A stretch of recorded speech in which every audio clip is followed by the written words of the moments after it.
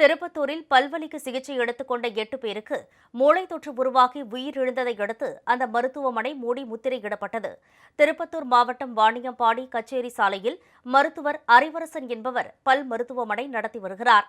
இவரது மருத்துவமனையில் சிகிச்சை பெற்ற நியூடவுன் பகுதியைச் சேர்ந்த இந்திராணி என்பவர் நோய் தொற்று ஏற்பட்டு உயிரிழந்தார். இது தொடர்பாக அவரது மகன் ஸ்ரீராம்குமார் அளித்த புகாரில் தனியார் பல் மருத்துவமனையில் அளிக்கப்பட்ட தவறான சிகிச்சையால் தனது தாயார் உயிரிழந்ததாகவும் தெரிவித்திருந்தார். இதேபோல இந்த மருத்துவமனையில் சிகிச்சை பெற்ற 8 பேர் அடுத்த 6 மாதங்களில் நோய் தொற்று காரணமாக உயிரிழந்திருப்பதாகவும் புகாரில் குறிப்பிட்டிருந்தார். இதனைத் தொடர்ந்து தமிழ்நாடு பொது சுகாதாரத்துறை இயக்குநரகம் மற்றும் வேலூர் சிஎம்சி மருத்துவமனையின் மருத்துவக் குழுவினர் இது தொடர்பாக ஆய்வு நடத்தி அறிக்கையை வெளியிட்டனர். அதில் மருத்துவ உபகரணங்கள் அசுத்தமாக இருந்ததே நோய் தொற்றுக்கு காரணம் என கூறப்பட்டிருந்தது. இந்த நிலையில் மாவட்ட நலவாழ்வுத்துறை இணை இயக்குநர் ஞான மீனாட்சி தனியார் மருத்துவமனையை மூடி முத்திரையிட்டார். நாங்கள் ஷோகாஸ் நோட்டீஸ் கொடுத்துருந்தோம் டென்டிஸ்ட்டுக்கு. அவர் அதுக்கு உரிய விளக்கம் கொடுத்துருந்தாரு.